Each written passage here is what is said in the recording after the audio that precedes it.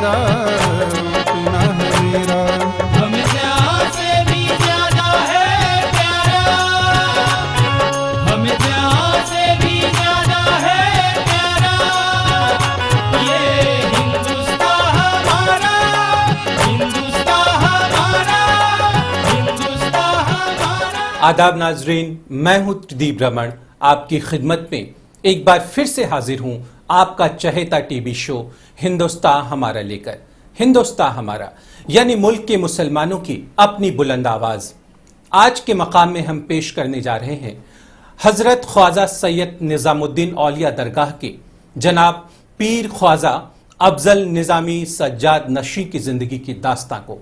अवाम में आज बारी है बुटीक टेलर मास्टर रोशन की। आदाब नाजरीन, मैं हूं साइमा खान, आपकी खिदमत में एक बार फिर से हाजिर हूं दुनिया जहां से निराला टीवी शो हिंदुस्तान हमारा लेकर। आज के एपिसोड का आगाज हम मकाम से कर रहे हैं। आज के मकाम में हम आज आपको एक ऐसे शख्स से रूबरू कराने जा रहे हैं जिनके लिए इंसानियत ही उनका मजहब है और उसकी खिदमत ही उनकी इबादत है। जी हाँ, हम बात कर रहे हैं दिल्ली के निजामुद्दीन औलिया दरगाह के पीर ख्वाजा अफजल निजामी सज्जादा नशीन साहब की। तो लीजिए पेश है आज का मकाम। या निजामुद्दीन औलिया,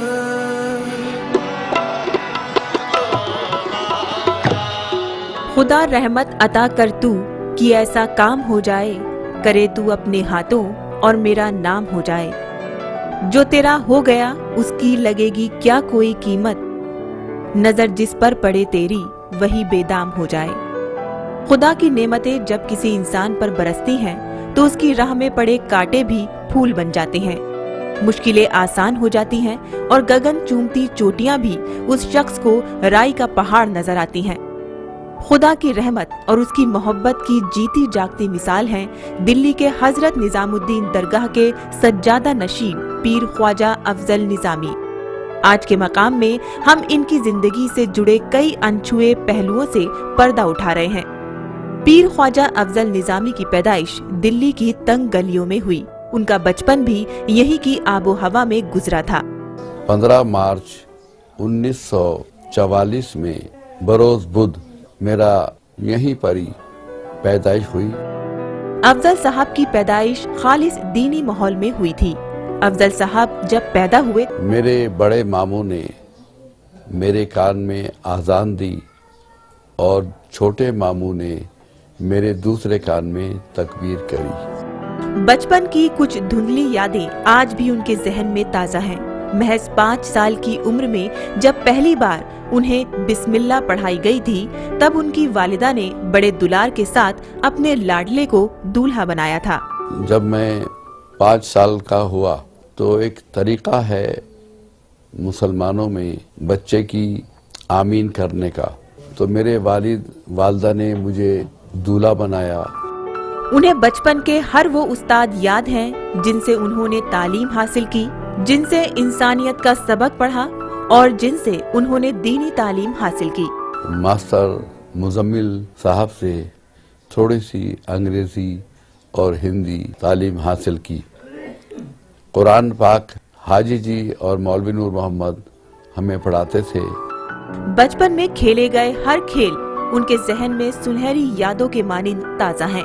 कपड़े की गेंद से एक दूसरे को मारने का खेल हो या फिर गिल्ली डंडा, फुटबॉल हो या फिर कुश्ती, हर खेल को वो जी जान से खेलते थे। कपड़े की उसकी गेंद बनाते थे और मारा पीटी करते थे। यहाँ पर गिल्ली डंडा खेलते थे और कभी कभी हम फुटबॉल भी खेलने लगते थे और हमने कुश्तियाँ भी लड़ी। तैराकी का शौक उन पर इस कदर हावी था कि बड़ी बड़ी बावड़ी में भी लोगों के मना करने के बावजूद छलांग लगा देते थे। हमें शौक हुआ बावली में नहाने का, स्विमिंग का, तो हम आते थे बावली में, इधर से डुबकी मारी उधर निकल गए, उधर से डुबकी मारी इधर निकल गए। तो और लोग जो थे शिकायत करने लगे हमारे घर जाकर हमारे वालिद को। वालिद ने भी डांटा और हमारी वालिदा ने भी डांटा हमें।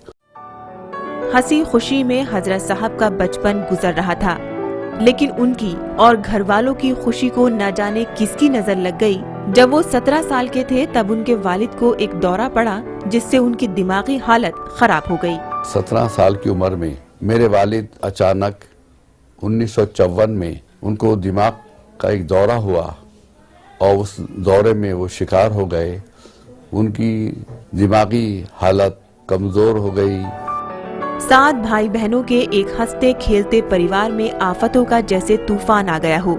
इस मासूम उम्र में ही अफजल साहब के कंधों पर बड़ा बोझ आ गया था। जब मेरे वालिद का चिल्ला पलट गया तो वो रात दिन शोर मचाते थे, चीखते थे, तो सारे घर का भार मुझ पर आ गया। सज्जादा नशीर साहब की जिंदगी की दास्तां आगे भी जारी रहेगी। फिलहाल वक्त है एक छोटे से ब्रेक का। आप कहीं जाइएगा नहीं, वक्त की धड़कनों को यूं ही संभाल कर रखिएगा। हम लौट कर आते हैं पल दो पल में। जो भी आता है, चाहे हिंदू हो, चाहे मुसलमान हो, सिख हो, ईसाई हो, सबकी बात सुनता हूँ।